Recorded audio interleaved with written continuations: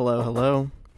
I'm your host, Billy Moore, and you're listening to Bricks and Banter, the show with real talk from the custom Lego community. This being the first episode, I just want to give a big thanks to anyone who would actually waste their time listening all the way through to this. That absolutely blows me away, but I hope it's content that you'll enjoy and keep coming back for more, hopefully. Today's guest really doesn't need any introduction. The GOAT of the community, regarded by many, Detroitika, a.k.a. Tanner. Howdy. How you doing?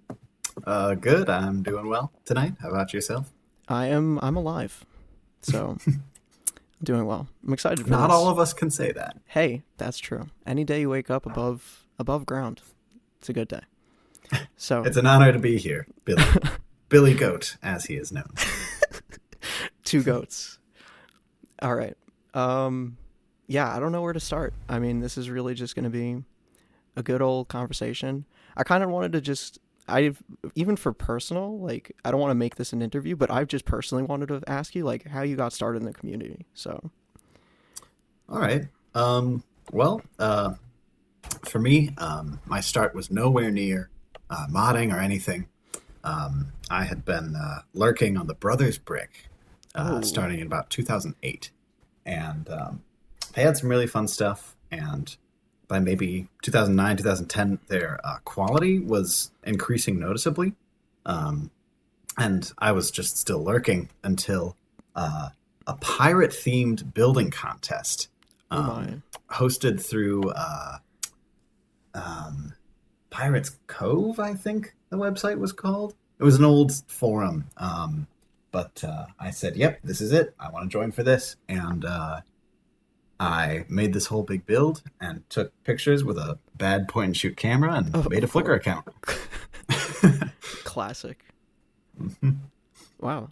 And then, so once you were on Flickr, once you made that account, did that start you using Flickr more and posting content, or? Yeah, exactly. I started posting things that little 13-year-old me had made, and of course. Starting Sharpie to mods? see other things. No, actually, no. No mods for quite a while. It was like a whole spring and summer cycle before I finally bought some brick arms, which was the start of things. Interesting. Do you remember the first time that you saw brick arms? Yeah. I think it was...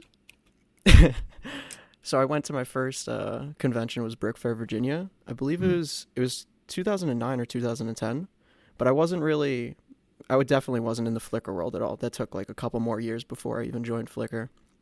But I went there and had no knowledge of the custom community at all. And actually, I had known my exposure to the custom community was initially meeting Victor, but just because he was in our local area. He was a part of the New York Lug, which is where I was. So I met Victor as him just being an AFOL, and he had the business on the side. No way. And I just had no idea who he was, basically.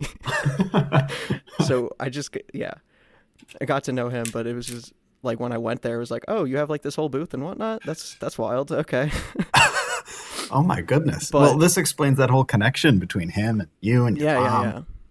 Yeah, and my dad and him really kicked it off, so they were good friends. But I remember going around, and what was big for me was Brickforge, because it was kind of general stuff and fantasy and whatnot. Mm-hmm. And I probably spent blew my whole budget on just Brickforge parts. And my parents were walking out of there how the hell is this tiny bag $100 worth of stuff? They were mind blown. And for years they kept mentioning that too, just how crazy it was.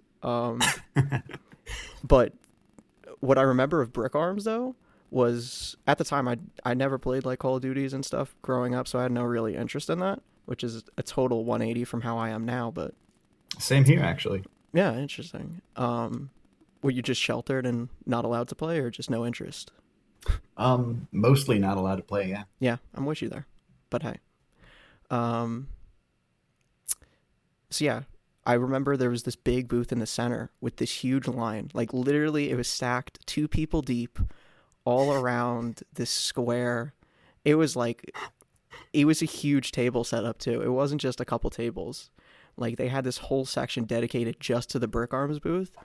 and I snuck in between a couple people in the line just to look at the Stanley cases, and I was just like, "Oh, this is just guns." Oh, okay, and I left. Like, I couldn't believe that there was so much hype for that, and dude, the things that I could have had that I now had to search for, like, years and way more money from the time I'd been in this community is unreal. Just so much trauma and pain when I think about it. But yeah, I guess that just going to a physical event was what exposed me to it. And then after that, I displayed because I was into mock building at the time. I enjoyed minifigures, and after especially going there and getting all those Brickforge parts, I messed around making all different combo figures and whatnot. But I just kind of stayed in making mocks and doing that for a couple more years. And then as I got more into minifigures, it was like, all right, like I started stalking people on Flickr. Like I didn't have an account for maybe like 2 years after I started like seeing people on Flickr. Like I had a Bow Brick like bookmarked, and just so I could always check his page and see if he posted something new. So good. Him and Hammerstein, Jesse and Vinny. Those are my OG just inspiration, seeing them, and I had them both bookmarked so I can just check in because I didn't have an account. But then eventually, I guess it's 2014, I made an account. I actually, I have your account up right here. Oh my! You gonna dish out some dirt here? Your pants are on fire because this photo, the first photo, it says here was taken on December 22nd, 2013. Yeah, but it's in December. It's in December. Oh. So okay, I want to call. Me there. Got him. The court rules that it was 6 years ago. Boom. Got him. Yeah. Oh, yeah. I'm looking at the bio. It says December 2013. Holy crap. I'm 1,400 views away from 1 million, I guess. Wow. That's wow. Very cool. Huh. I didn't know that was a statistic. I didn't know there were so many statistics on the Flickr page. Anywho. Well, I'm seeing some of that Brickforge stuff in these early pictures. I think I privated a lot of stuff. I believe it. Yeah. I believe it. That maybe that $100 was, a surprise to your parents, but spent the right way because it put you on a track. Oh, for sure.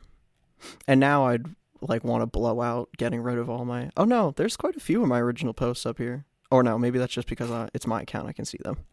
Whoops. Yeah, that must be it. This makes more sense, yeah. Anyways. Wow. What was the first con you went to? Oh, I didn't make it to a con for many years, actually. Was it? Many is an exaggeration, actually, the more I'm thinking about this. I think my first ever was would have been Brickworld 2012. But I was only there for one day. Just as a visitor? Yeah, just as a visitor. And it was a pretty exciting day. And that was back when, first of all, World War Brick existed. Oh, man. And second of all, it was a separate event. It was like hosted in parallel to Brickworld, and my mom and I had to find this kind of random address and get there. And Will's there, and very few other people are there, and importantly, Agent Apple Blanket is there. Wow. One of the very original modders, and a big inspiration for me at the time. I think that's only somebody I became aware of after you recommended a post from them or something that you had shared with me. That was somebody I totally didn't grow up with, I guess you could say. Understandable. Yeah, there's some folks like him who were just who were just cutting up things and gluing them long before anyone else. And somewhere in my mind, they're still high standards that maybe one day I could be as good as them. That's how I started feeling about all this. Right. I still feel that way. Yeah, I mean, I do too. I look at some of these things. Wow, it's brilliant. Yeah, there's that's still like amazing thing about the community is just how it kind of everyone feeds into each other, like the creativity. It's awesome. Yeah, yeah, I agree very much. Um, I say that I have a couple mods from you in front of me right Oh now. boy. Um, and this one piece is really interesting to me because you've done an inlay thing that I haven't seen anyone else do. So, Is this on the AK? no, no. The AK is a glorious piece, first of all. Um, but this is on a, what is this? This is a old Brick Arms G36 cut down and with some tape wrap stuff. It's got a minifig Sounds like handbar me. as a foregrip. Yeah. MIDI. I'm trying to picture this gun like that I made, but keep going. This is kind of fun. It's like All a right. mind game. It's got a Modcom compatible uh, hole for a scope. Uh, Um, and the real feature that stands out to me here is it's got a silencer, by the way. But what stands out to me are three holes drilled in in oh, the I front. know. Right. I know what you're Yes, talking about. and Yeah. there is metal rod stuck into them, attached in, and then like cut and perhaps filed Yeah. to the shape of Yeah. the outside. It's unbelievable, really. I can't believe that first of all this was done, and second of all it was done with metal. How did this happen? I made that. It was I don't remember what year, but it was at Virginia during the modding table that Redacted Oh, would always host. uh-huh. And I had literally no inspiration for anything that year. And it was just like, all right, well, let's just do whatever. And I just kept drilling holes.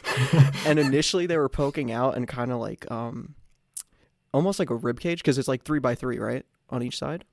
I mean, not 3x3, but it's a row of three on each side, Yes, like that's correct. right. Like initially they were all poking out and almost they curved up like a rib cage. Not curved, but Oh. they were like more pointed. And I was like, nah, that's not it. So I just clipped them all and then try to file it down to my best of my ability. And it must be really rough too because I don't think I had good sandpapers then either. Mhm. I don't know what I did it with, but wow. Yeah, I never Yeah, liked that it's mod. cool. I'm glad you appreciate it because I always disliked it. I would try to give it away. That's probably why you have it because I gave it away. Uh, Interesting, we've all got parts like that, don't we? for sure. Everyone listening to this is like, oh yeah, no. Even if it's a mock, there's things they were never so sure about. Yep, that's the issue with being. I feel like just being in this hobby in general, everyone has kind of that artist mentality of nothing that you make's ever right or good. Hmm. Like no matter who you are, and just like the more I talk to people in the community, I always find it that way. Nobody's content, which is great because I mean it pushes you to make better and better stuff, but it's a struggle. I'm trying to get past that a bit and just be happy with what I make and not have to worry about the imperfections. But it's a balance. Yeah, yeah. I think that those are some really good sentiments. Sorry, I just took a sip of tea. Mm. Leaf um, juice stealing your line from earlier. the yeah, I'm more of a leaf juice person instead of a bean juice. Do you Oh, prefer? same. Yeah, see, what do you know? A man of culture, finally. But going back to the World War Brick thing though, I am. I wish I had gone so badly to that. There was one year I was really gonna go is to the one in Hartford, but because it was so close to Brick Fair, Virginia, it was like no, like I can't go to both. I'm just gonna go to Virginia. Hmm. And then after that, it was canceled, and I could never go Oh, again. I was like, this is oh, what a oh, what a pain. year. Oh Uh, man. but that seemed like such an awesome event. I mean, it kind of makes sense that they kind of died down just because of how niche it was. Hmm. But that was just so cool for it to be strictly a modding convention in a way. That's awesome. Yeah, it was very cool. There might have been a Brickmania build or two there. Maybe. Hmm. Not sure. Big boat. Yeah. All right. Trying to. There was something that popped up on the recording. Oh, Okay. Oh, it's saying to save. Cool. All right. Um. Anywho, I have a question from a fan for all you. right. And you tell me the name of this fan after I ask you the question. When are you making beach camo? The name of this fan is at Fallout_bricks. And he managed to find a way to sneak in here. Oh, that little rascal. Oh. Well, that's a great question. It really is. So, for those of you listening who don't know what this is, which is most of us, Everybody. Yeah. This fellow came to me before I was familiar with him, with an idea for something for me to make, and I'm always open to fresh ideas, even from strangers. And he had made this really cool. He had taken a tan, kind of larger brick arms body and painted some beach details on it, like waves and a palm tree, and wanted me to try it out too. And I've always got 10 billion things going at once and a million other unfinished things and ideas. And so I tell him, I'm a busy man. I can't guarantee this. And he has just been hounding me ever since. I think he wanted me to do it on tan M21, which is a classic brick arms mold. And I believe this... I never saw it myself, but there's a rumor that it's in the Lego Indiana Jones video game because someone at Lego loved that model so much. Really? They put it in the game, not as something you could use or that's something, an enemy was carrying, but just like somewhere in a background somewhere that is there. No way. I've never seen it. I'd love someone to confirm or, I've never heard that. That's so awesome. Yeah, I hope it's true. So we're just starting up like what's it called? Like the online horror stories. A creepypasta. We're starting our own Brick Arms creepypasta right now. The Indiana Jones gun. There's some really notable individual Brick Arms parts that have popped up over the community over the years. Things people have like fought over and stuff. It would be fun to kind of track some of those someday. That would be, yeah. Anyway, I think he wants me to do it on one of those. I don't have one of those. I do have a tan HCSR, another classic, the Barrett 50 cal. Right. Molded. And I think I have one of those in tan too, actually. Well, are we both making a beach camo HCSR? Beach camo off? That would be his dream. Now that we put it out there, though, we can't not do that because he's just going to hound us about it. I had one idea that the magazine could be made removable. Yeah. And there could be two different ones that would fit in. And they'd have different water levels painted on them. So you could have both low tide and high tide. That's sweet. I think you should make one of the magazines just like a 9mm converted magazine on the Barrett 50 cal. Cursed mods. Oh boy. Speaking of cursed mods, there's a particular cursed one that I think a lot of people. This is the following question. Let me see if I got the right idea. The ahegalock. You got the right idea. So this is another thing that I've refused to do. This is the most pressing issue. This is actually the only reason you're on the podcast right now. This whole thing was a trap. It's a trap. Well, a few fellows wanted me to take some gun that resembled a Glock, Glock 45, right? Yeah, just a Glock, whatever. All right, and blocky gun, big rectangle pistol. Yes, big block, and paint very small black and white images of ahegao girls, and I refused right from the get-go, and I'm still refusing to this day. I have my integrity. You got to give the community what they want. Do I?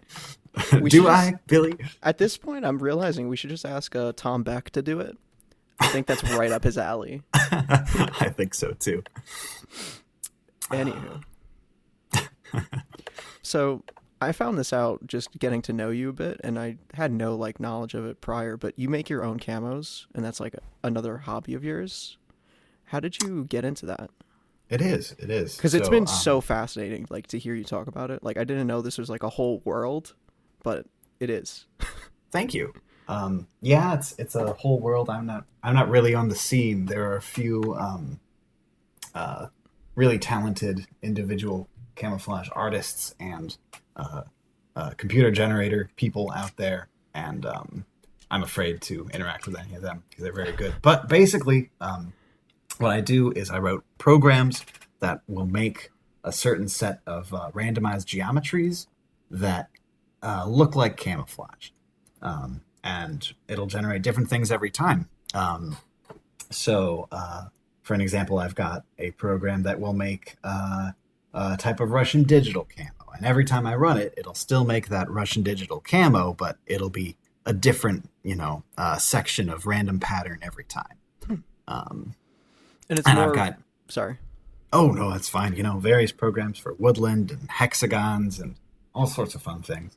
What I found so interesting about it is that it's more of a program kind of thing than a visual sort of process. And I found that, like... Am I right in that? Or... Oh, yeah, you're absolutely right. So this came from, first of all, an interest in camouflage, and second of all, my computer science education at Rochester Institute of Technology. And thankfully, I had the freedom to kind of bend three school projects over my years there, to kind of take this coding I was doing on the side and just turn it into camo. Turn my camo into an A. Awesome. That's perfect. Yeah. So I got started into camouflage looking at Brickarm's photo stream a very long time ago. He had like an inkjet spray printer. Yeah. Oh, it was classic. Awesome. Yep. He would use it to spray ink patterns onto his weapons. And he would give those away as freebies. Everyone thought it was very cool. And one time he did it 360 on some Lego bodies. And I thought that was just the coolest thing. Yep. After that, I started trying to paint my own camouflage after looking at those posts specifically. And I started researching them more in depth to paint them better during high school. And in college, I found out that I had the ability at my fingertips to make some computer-generated camouflage myself, and have been doing so ever since. That's amazing. That's really sweet how like your different interests kind of just combine there. I agree. Wow. Yeah, Brickarms is the driving cause. It was that one post that was the catalyst. Yeah. So on your stream, a common theme is that you'll take instead of using like actual Brickarms parts, like a normal folk, you'll just use the excess plastic provided to you from said Brickarms guns, a.k.a. the sprues. Why? How did you possibly start using sprues? Well, that's a great question. So most of you probably know this, but when you run plastic through a mold, you've got this hot molten plastic, and you can't put it directly into the part you want to mold, which in our case is tiny little weapons for Lego. You've got to have some like channels to shoot this plastic through to get into the area of the mold that is your desired part. And those channels harden and dry into cylinders, usually called the sprue. So there are these big blocks of plastic in high quality. And my father was a woodworker, and showed me how to use a lot of files and saws early on when I was interested in modding. Hmm. And so my background came not from, X-Acto blades, but from files, really. And I just saw these sprues as a resource for any shape I wanted. If I could carve it out of that solid plastic, I could have it right then and there. And that's really what it is. That's really interesting that you just had a totally different mindset coming into things. Yeah, I would have never guessed. Thanks. And hey, I mean, totally worked to your benefit. Thank you. You use a lot of creative things. I've seen a lot of your mods over the years. That mods highlight section on your Instagram profile. Oh my goodness. Ancient history. Well, one of the terms in the kind of mock world of Lego is NPU for nice part usage. There are so many nice component usages that you do, things I never would have thought of. Thank you. I could say the same for you. I was looking through your stream today, and there was just so many hidden details that I completely missed on the first go around. Just in how you created something. Next time I need more inspiration, I'm just gonna copy everything you've done. Well, thank you. What do you think I do? And now we tie back into how the community just inspires itself. Yeah. Oh, and that's perfect because I had a question in my mind and then I totally lost it, and now I remembered it again. Where do you usually get your inspiration from? Because lately, I've been trying to be more intentional in how I find my inspiration, starting a Pinterest board and stuff like that. But yeah, I'm curious to hear from you if it just comes naturally, or do you actively gather material to draw inspiration from? Both. It's a mixture of things. I think most of it comes from basically a backlog over the past 10 years or so, when I started being allowed to be into more military things that I wasn't really allowed to be into as a kid. Right. I totally hear you. There's just a million cool types of gear and camouflage and weapons and helmets and vest loadouts and soldiers from different nations that I just think look so cool that I'd love to have in brick form someday. And that's where a lot of it comes from. Playing video games in more recent years has driven a lot of things. But yeah, I also have Pinterest. Sometimes I will just look at a part and go, oh my God, I can do this with it. Right. And that's where new releases really hurt me sometimes. I'm like, wow, look at this. I think for the longest time, getting into the community, that's all I relied on was just having cool pieces around. And it was just oh, well, this part could be used to this. And it's why I have 100 production brick arms that I've yet to mod. But eventually we'll get around to it. Probably not. But here. Yeah, probably not. But yeah, it gets stale once you're pulling from the same pool of parts or rehashing ideas, Yes, understandable. Worth mentioning with that sentence is the gilded M27. Just an absolute peak of design. It's so good, but so overused now because it was so good. Shh! Don't tell me that. I have ordered, with this also because of commissions and stuff, I've single-handedly purchased 50 M27s, and it's not an exaggeration. No. And I honestly, I don't have a regret at all. I only have about 4 on me right now. I only have 4 blank M27s. And my eyebrows just raised. I've ordered 50. Because I know, I when they first released, I ordered... Actually, I didn't order them when they first released, when they were right on Brickmania. Because I just never ordered from Brickmania, and they were $3 for that and the Famos. It took me forever to make an order. I waited a solid couple months, and then I finally broke down and ordered them from there. But I only got a few, and then once they became a $1 production item with the foregrip, that was it. I bought 15 the first drop when I first got them off Eclipse Graphics. I had solid 15. And then I had started modding them, and then there was some sort of Citizen Brick release, and he had them too, so I ordered 10. And then maybe a couple months back, I had to order another 10 or so. And also like some in between orders here and there of just, oh, I'm buying XYZ. Oh yeah, I might as well pick up a couple M27s. Why not? You're insatiable. Wow. Dude. And they're all gone. That's the craziest bit about it. It's just they're missing now. Well, that's your case in point, I guess.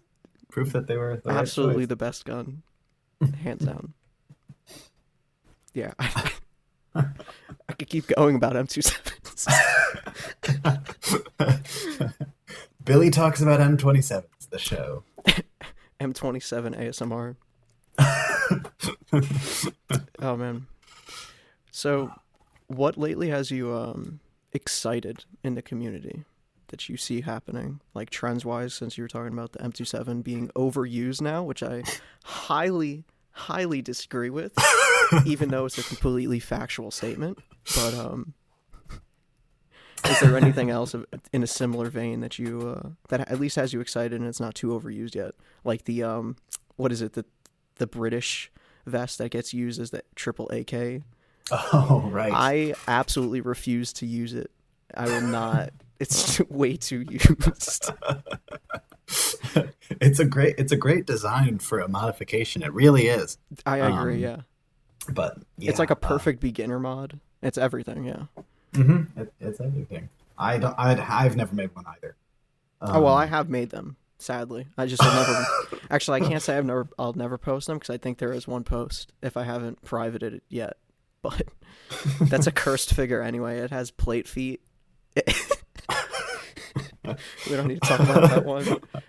Oh, plate feet. Oh, that's a trend I've never been a part of. But does plate feet? Do they have you excited right now? I think plate feet had their like high point in maybe 2016 with Battlefield 1. Oh right, it was just for sure. Yeah. Mod builders everywhere. Current trends. To be honest, I'm really pleased with the amount of new and very talented modders that have entered the community within the past 2 years. And it's kind of coupled with some designs from third-party companies having gone the way I liked. I think they're really producing a lot of detail that they weren't necessarily doing so, 9 years ago. And I'm pretty happy with that. Yeah, there's great parts that people are using in creative ways.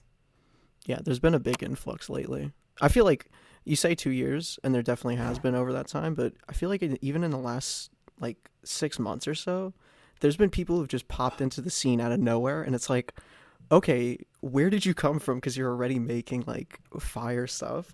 It's crazy. Right. Nax Customs, his stuff's insane, and it has such a unique style out the gate. It's crazy. Oh yeah. And Saturn really Arms comes to mind, and he only just started modding, but his whole series of the modern mixed with sci-fi stuff is crazy. Yeah. Again, just unique styles out the gates. It's amazing. I agree. There's some really talented people that are active right now. Would you say, comparatively, since you've been in it for a while, when was the heyday of the modding? Back then or now? Oh, wow. That is a fantastic question. Way to put me on the spot. I don't have an answer either, because I came in the tail end of big modding craze. I mean, I was there to watch it, but not being more of a passive member to it all and just literally watching it happen.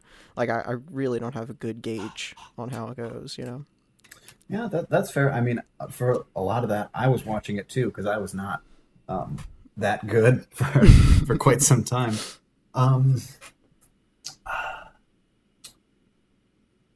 The thing I can definitely say is there's kind of two peaks. I think there was kind of a peak in maybe 2012 through 14, I'll say, and it fell down a bit in maybe 15, 16, maybe a bit of 17, but last 2 years have been really big, and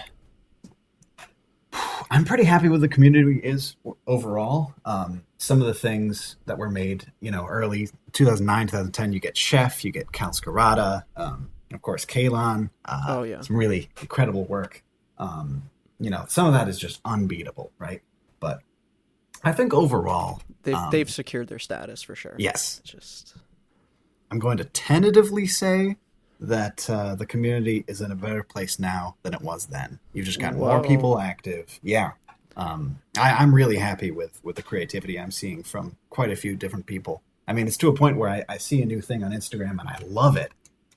And I see so many things like that on a daily basis that I don't even necessarily comment on all of them. right. You know? I totally agree. Totally floored. It's definitely hard to say having been more of a passive member then, but I feel like once I switched over to Instagram, I guess it's probably close to 3 years now, that just having those easy to access DMs and everything just changed it all and made it more exciting to be involved with people. But especially just last couple of years, there's been mods. What comes to mind is either stuff that Neo or Brian has made. Oh, that just so good. Straight up blows my mind, and like I can't stop smiling after seeing it. Like like I wish I came up with that. Like it's so good. Like, oh, I get that feeling too. Yeah, but you can't be anything more than like happy that it exists now. It's amazing. Yeah. You gotta be happy that these that they happen. There was some other rant I wanted to go on there, but man. A lot of good topics. Speaking of new kind of up and coming people, how new is Fisk Bricks? I only became aware of him within the past Sam. year or so, but I'm not sure when he actually started. I don't know. Because I love what he's been doing. Yeah, I know. I'm sure I have to look at him. There was one of his recent figures. I became aware of him around the same time you did. Okay. I'm looking through. The one with the medic pouch on the arm was crazy. Oh, yeah, I guess these are Rainbow Six characters, right? The E-tape work. Insane. I guess there's something to answer your earlier question about trends. I think a lot of people aren't going to like this, but I've never been a fan of E-tape. Listen.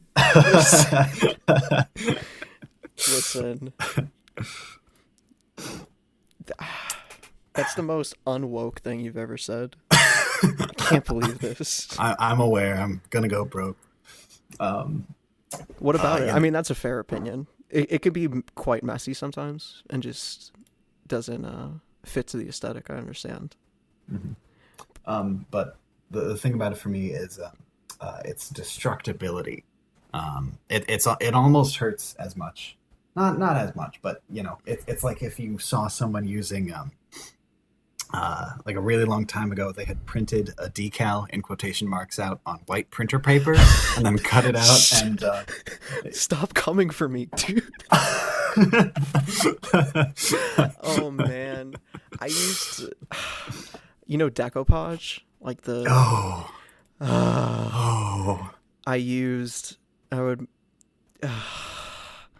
I would find like decal looking things online, like sheets, but then not use the actual paper to print them on, and I would just put it on white printer paper, cut them out, and then decoupage it onto torsos.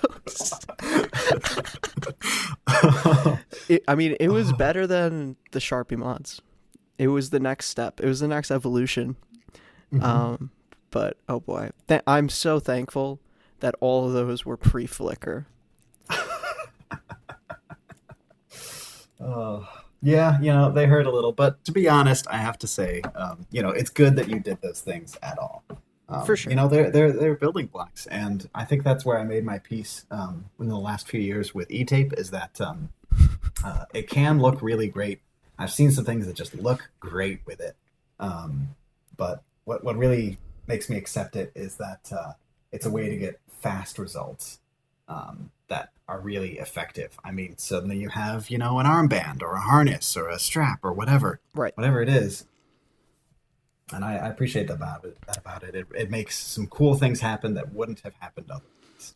Yeah, I mean, compared to the tape for like an armband or something, at least, besides the ease of it all, it gives like a bit of more depth, instead of it just being painted. But you said ease, and I thought you meant like E from E-tape instead of EA as E.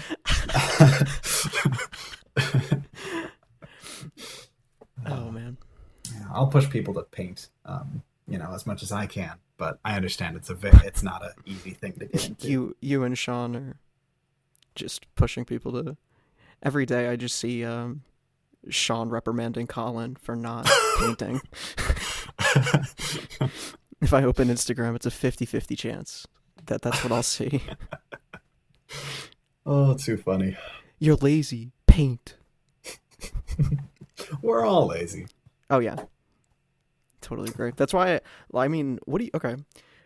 I use a lot of spray paints to just get base coats, and it's just like way easier, and it looks way cleaner.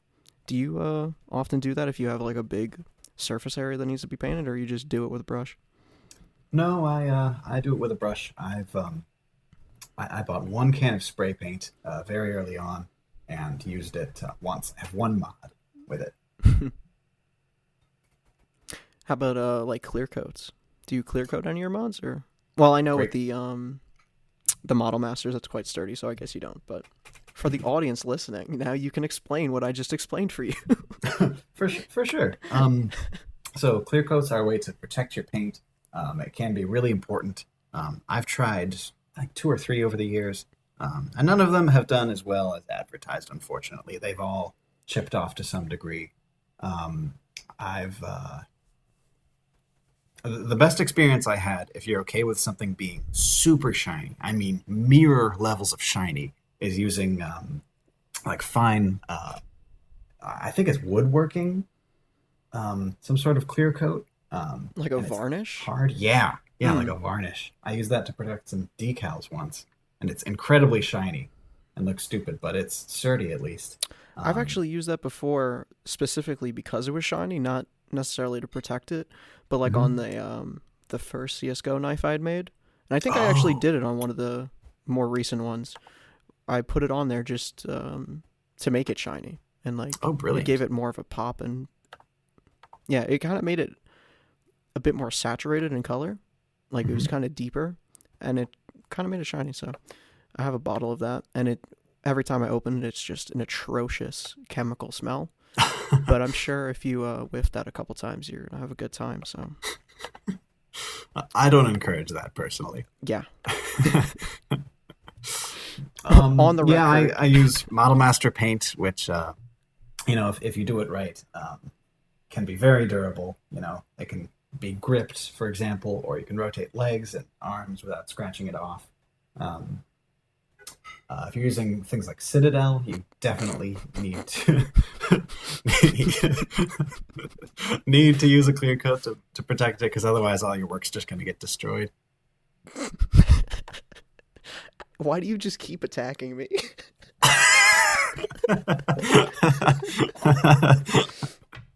Yeah, I definitely can't use anything on.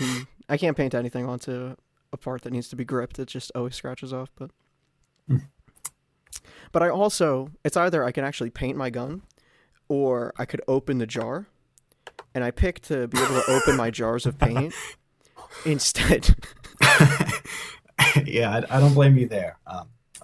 Model Master paint made by the Testers Company has terrible jars that are very difficult to open, prohibitively difficult to open. One time I was at a convention and hanging out with James and some buddies in 2017, I think. Brickworld Chicago. Yes, a whole bunch of people, I like 4 or 5 people tried to open this jar of paint. They couldn't get it. And why I'm telling this story is because this amazing serendipity happened.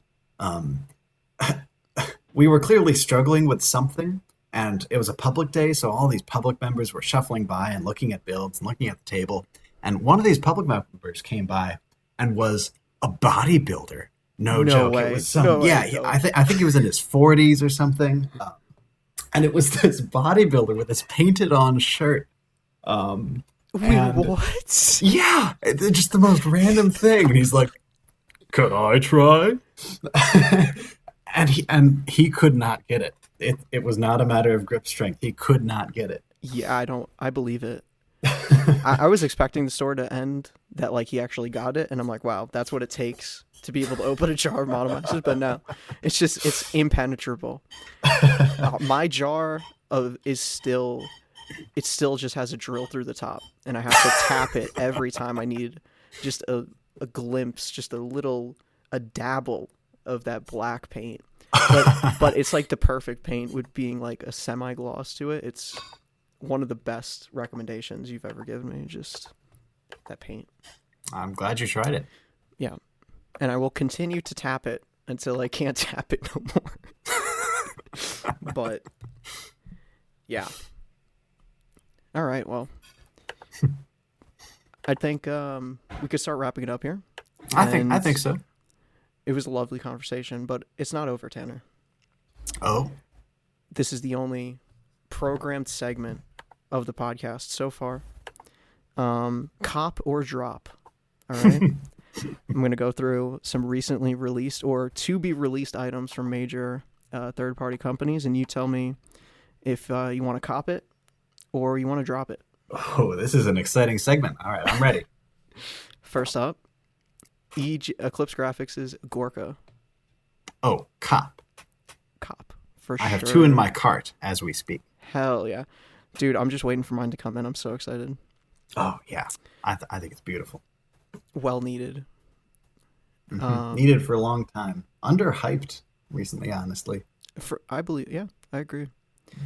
Once people get them in hand, though, start posting it, it's going to be a craze. I think so. Big back the Russians. Big back. Bring back. Wow. Okay. I'll keep Biggie going. Billy. The Citizen Brick big molded heads, the ones that are like 3 times the size of a standard, like Drop for me personally. I'm not into those silly things. I will say though, the first time I saw one, is that a propane tank? Maybe they've got potential as a propane tank. Now that you say this, I actually have in white, which would work perfectly for it. I have a white one that I was trying to mod with something and kind of messed up. So I will turn that into a propane tank, and we'll see how that goes. Anyway, hey, I'll keep you updated. Thank you. Because I literally messed up the modification on it, and it's like, well, there goes $5. Oh. Alrighty. Next up, we got some Brick Arms items. The PKM. Oh, the PKM. Well, are we talking the $18 overmold, or hopefully the $1 to $3 reduction? I mean, I was thinking more in general, just about the shape and all. But let's start with the $18 because it's yet to be seen if it will be released production. I hope that if it does get released as a solid black piece, you don't have to buy some kind of kit for it. You know what I mean? Yeah, I know what you mean. I mean, yeah, not a kit, a pack. Or, a kit would be even worse. Yeah, I thought you were talking Brickmania exclusive there. Yeah, no, that would be tragic. It would be. So the overmold, a bit pricey for me because I can paint that. Paint things. However, it's a high price, but I think it will show its worth over time. That thing will not break down. They're quality products. If I didn't have the ability to, I probably would have bought one. And I'm not much of I don't buy many overmolds. For sure. It's so good. Oh, yeah. Detailing just looks amazing. Yeah. Yeah. And perfectly timed with the Gorka. Ugh, I can't wait. Except I will be waiting a while because I want to wait for a black one to modify instead of spending a bit for an overmolded one. As do I. Alrighty. The recent Marshall's rifle with that injected wrap. Ooh, that's a great question. I think I personally will drop it, but unenthusiastically so. Maybe if it were a little less, but that wrap on the front is so unique. I love it, and the pistol design is great too. I think I'll be waiting for it in production colors as well to play around with. But if you're into Star Wars and are looking to recreate some scenes, I think it's a great product. Yeah, I agree. I'm excited to see people try and modify it into a PP Bison.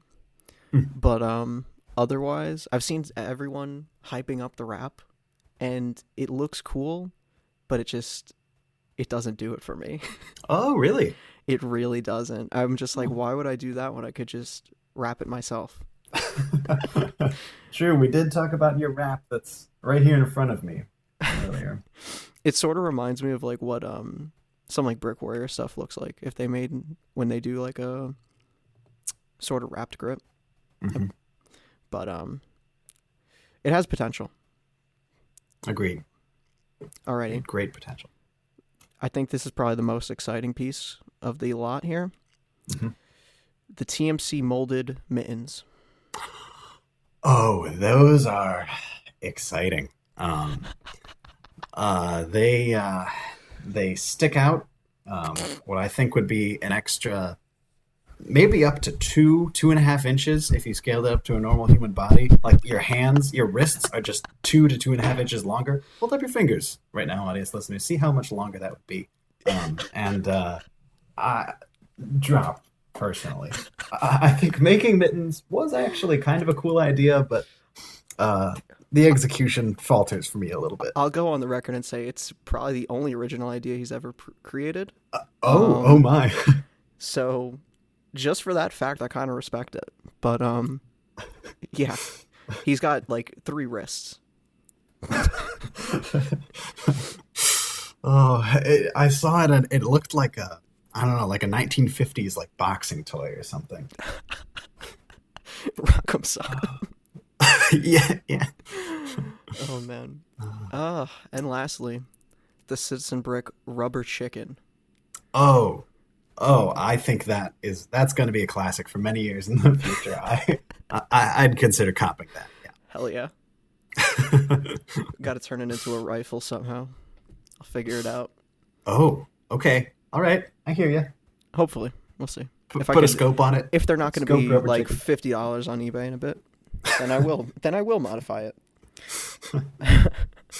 Anyway, this has been a pleasure, Tanner. I'm so glad that you came on for the first episode. It was a real way to kick it off.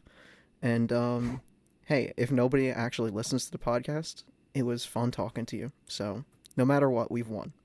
Thank you very much. Big honor, Billy. I look forward to listening to future episodes. Hell yeah. Alrighty. I don't have anything to sign it off with, but if you enjoyed the episode, just let me know. Tell me how to improve it. Thank you, Tanner. See you around. Yeah. This has been Basements with Billy. Billy's Basements. Basement. Old name. Cut it. This has been Bricks and Banter. Same brick time, same brick channel. Don't touch that brick. This has been Bullying Billy. Adios. All right, see you later.